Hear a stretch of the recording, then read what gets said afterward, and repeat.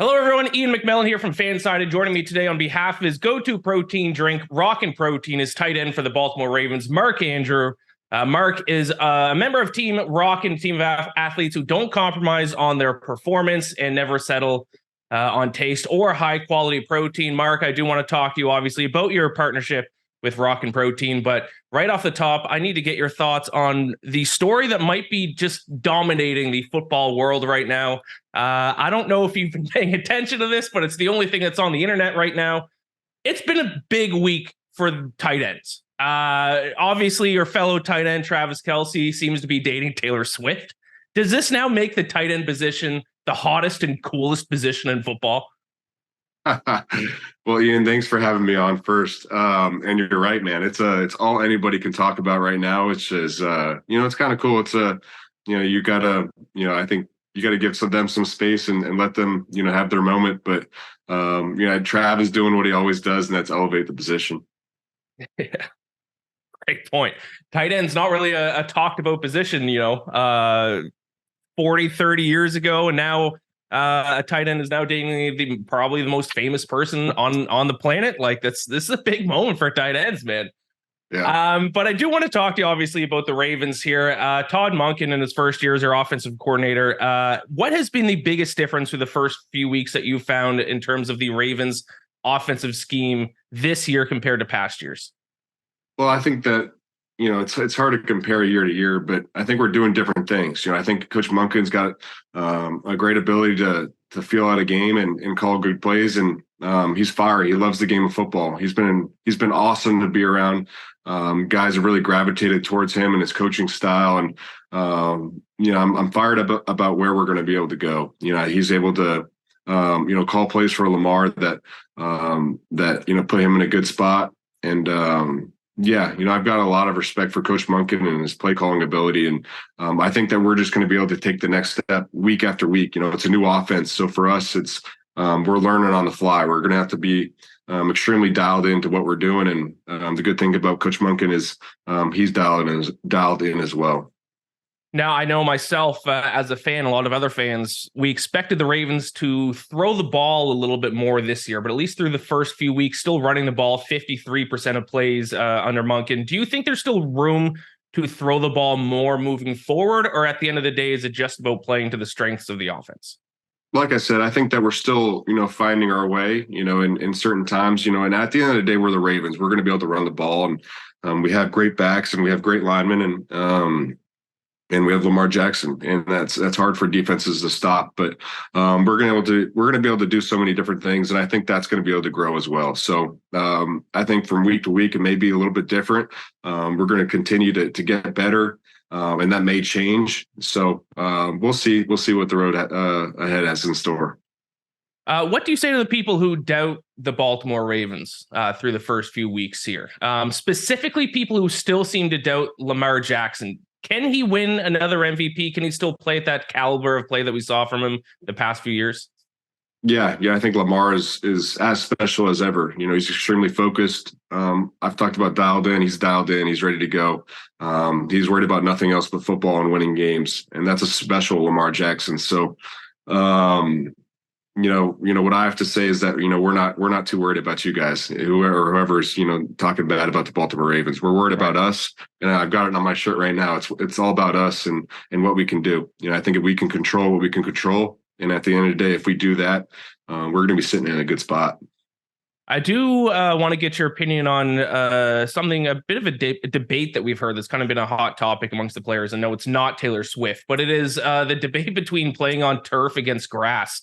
A lot of injuries in the NFL recently, especially, you being on the Ravens, you're certainly familiar with injuries as well. Do you like playing on turf better than grass? Do you think the league should explore the possibility of all fields being on grass? What are your thoughts on this turf versus grass debate?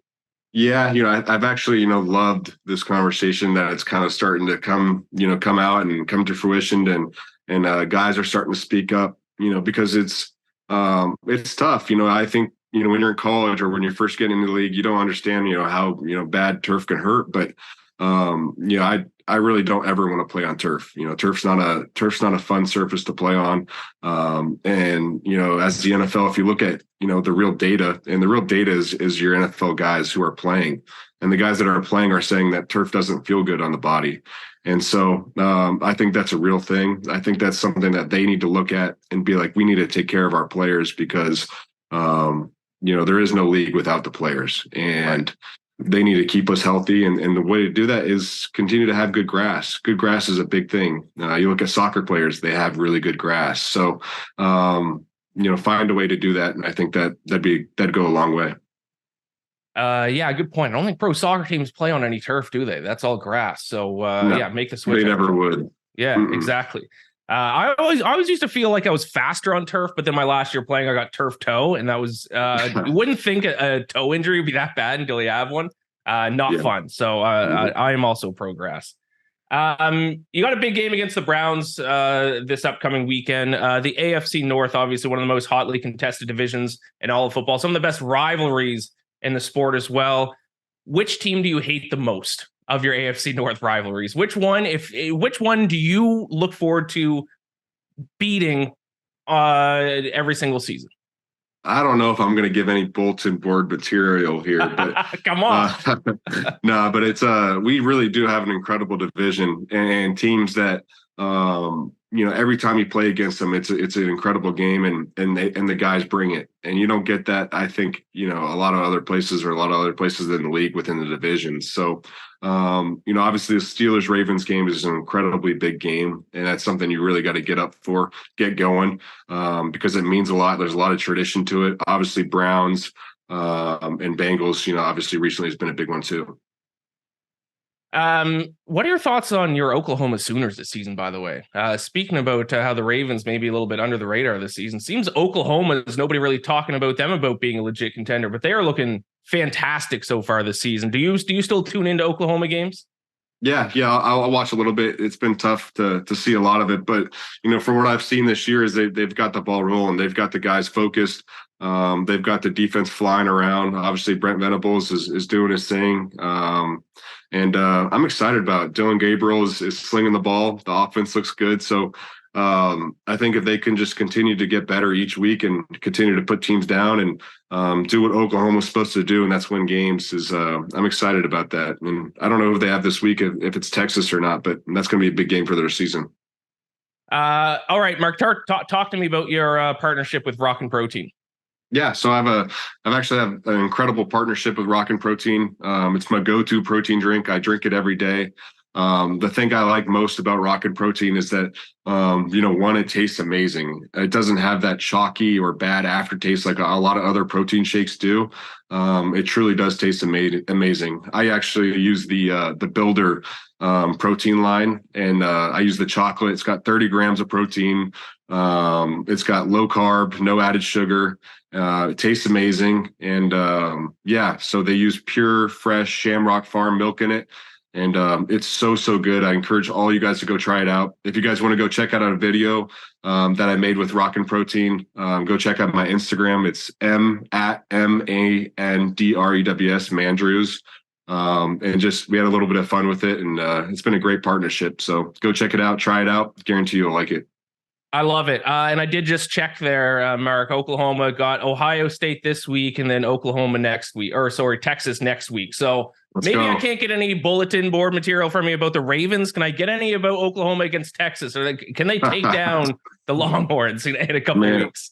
Boomer Sooner, man. We do what we do. All right. Love it. Thank you so much, Mark. I appreciate it. And good luck this week and the rest of the season. Thank you. I had a great time talking with you.